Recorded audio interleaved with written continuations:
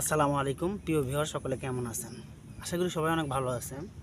আজকে আমরা কথা বলবো যে আমেরিকার প্রেসিডেন্ট নতুন নির্বাচিত হয়েছে ডোনাল্ড ট্রাম্প। এর পিছনে বাংলাদেশের কোনো সাংঘাতিক সমস্যা হবে কিনা। যেমন ধরেন, America, United state of America অনেক পাওয়ারফুল একটা রাষ্ট্র, আমরা জানি সবাই। তো বাংলাদেশে যে সরকার পতন হয়েছে, শেখ হাসিনা সরকার, তো এর পরিপ্রেক্ষিতে যে এখন ইউনিট সরকার আছে, এখানে আমেরিকা সরকার নতুন নির্বাচিত হওয়ায়, ডোনাল্ড ট্রাম্প নির্বাচিত হওয়ায় বাংলাদেশের রাজনীতিতে এর বড় কোনো প্রভাব পড়বে কিনা। দেখেন, আমেরিকা যেহেতু ইউনাইটেড স্টেট বা অনেক উন্নত মানের একটা রাষ্ট্র, তো সেই ক্ষেত্রে তারা সকল দেশের সকল বিষয়ের উপর কিন্তু হস্তক্ষেপ করে না। তবে আমেরিকা যেহেতু ডোনাল্ড ট্রাম্প এখন সরকার হয়েছে, সেই ক্ষেত্রে অনেকেই ধারণা করতে পারে, বা ছাত্রলীগের অনেকেই ভাবতেছে, বা যুবলীগের অনেকেই ভাবতেছে যে ডোনাল্ড ট্রাম্প বাংলাদেশের রাজনীতি বিষয়টা নিয়ে হস্তক্ষেপ করবে।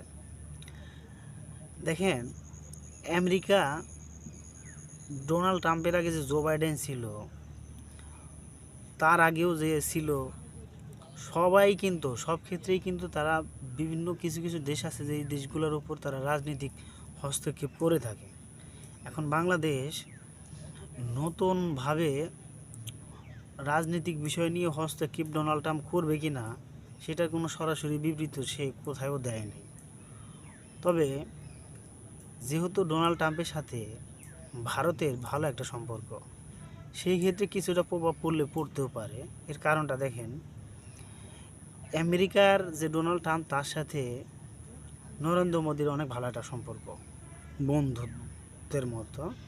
ডোনাল্ড ট্রাম্প নরেন্দ্র মোদীকে বন্ধুই ভাবে। সেই ক্ষেত্রে হাসিনার সাথে আবার নরেন্দ্র মোদীর ভালো একটা সুসম্পর্ক। তো সেই ক্ষেত্রে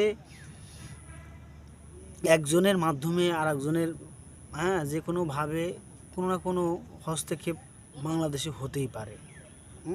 এটা হওয়াটা স্বাভাবিক।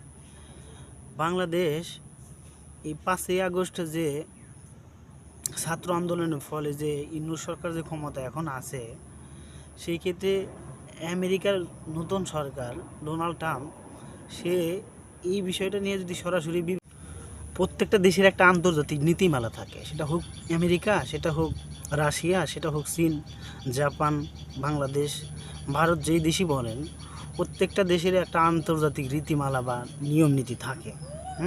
একটা চুক্তি স্বাক্ষরিত থাকে। এখন আমেরিকা এমন একটা দেশ, ওই দেশের সরকার অনেকবার পরিবর্তন হয় বা যাই হোক, সেই ক্ষেত্রে তাদের আন্তর্জাতিক যে নীতিমালা, সেটাতে তেমন একটা পরিবর্তন হয় না। এখন জো বাইডেন সে যে ছিল, তার সময়ে কিন্তু বিশ্বব্যাপী যে যুদ্ধগুলো, সেগুলো কিন্তু থামেনি, বরং বাড়ছে। এখন ডোনাল্ড ট্রাম্প সে শপথ গ্রহণ করার আগেই সে কিন্তু বলেছে বা বিবৃতি দিয়েছে যে বিশ্বের যুদ্ধ বন্ধের একটা বিষয়ে সে বলেছে। এখন সে যেহেতু যুদ্ধের বিপক্ষে, সেই ক্ষেত্রে প্রত্যেকটা দেশের সাথে তার একটা ভালো সুন্দর সম্পর্ক থাকবে। আর ভারতের সাথে তার এমনিতেই ভালো সম্পর্ক। সেই ক্ষেত্রে ভারত কোনোভাবে যদি ডোনাল্ড ট্রাম্পকে, তার সাথে সুসম্পর্কের যে কারণ আছে, সেটার মাধ্যমে যদি বাংলাদেশে পরিস্থিতি এটা উল্টাতে চায়, আমার মনে হয় 180% সফল হবে। 180% সফল হবে। সেই ক্ষেত্রে আওয়ামী লীগের যারা আছে, ছাত্রলীগ বা যুবলীগ, এরা যে লাফালাফি করতেছে, এটা কিন্তু শুধু লাফালাফি করতেছে না। কারণ তারাও কিন্তু দলের সাথে যেহেতু থাকে, অনেক দিন ধরে রাজনীতি করে, তারা কিন্তু রাজনীতির মোড় পেঁয়াজ বুঝে। সেই ক্ষেত্রে ছাত্র আন্দোলনে যারা ভূমিকা রেখেছে, তারা যদি এখন রাজপথে না থাকে, আওয়ামী লীগ বা ছাত্রলীগ এদের দখলে যদি রাজপথটা চলে যায়, তাহলে এই বিষয়টা কিন্তু তাদের জন্য আরও সহজ হবে। এই বিষয়টায় ডোনাল্ড ট্রাম্প সরাসরি এসে কিন্তু এইখানে সৈন্য পাঠিয়ে বা যে কোনোভাবে, বা এখানে পারমাণবিক বোমা ফালিয়ে তারপরে যে দেশটা দখল করে হাসিনার হাতে দিবে, এরকমটা কিন্তু না। যেমন ধরেন, আপনার একটা জমি, সেটা আরেকজনের কবজায় আছে, আপনি কেস করলেন, মামলা করলেন, যাই করলেন, ওই পুলিশ প্রশাসন বা আর্মি সেনাবাহিনী এসে কিন্তু আপনাকে ওই জমিটা দখল করে দিয়ে যাবে না। ওই জমিটা দখলদারিতে আপনার জোরদারিতে যাইতে হবে। হয়তো তারা নিয়মের বেড়া কোলে ফেলতে পারে, বিভিন্ন চাপ প্রয়োগ করতে পারে, হয়তো মামলা করছে যে একজনকে জেলে ধরে নিয়ে যেতে পারে, হ্যাঁ, বিভিন্ন শাস্তির মধ্যে আনতে পারে। কিন্তু সরাসরি সেনাবাহিনী, আর্মি, পুলিশ আপনি যতই মামলা করেন, তারা গিয়ে কিন্তু সরাসরি জায়গাতে, হ্যাঁ, আপনার জায়গাটা কিন্তু দখল করে দেবে না। প্রত্যেকটা ক্ষেত্রেই এরকম। হ্যাঁ, আমেরিকা চাপ প্রয়োগ করতে পারে, হ্যাঁ, কিন্তু রাজপথ যদি আওয়ামী লীগের দখলে না থাকে, হ্যাঁ, তাহলে কিন্তু বিষয়টা এত সহজ হবে না।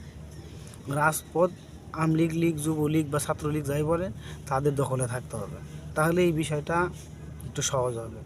তাছাড়া বিষয়টা মোটেও কিন্তু এত সহজ হবে না। এই জন্য আমার সবশেষ অভিমত হলো যে আওয়ামী লীগ, ছাত্রলীগ বা যুবলীগ যাই বলেন, এরা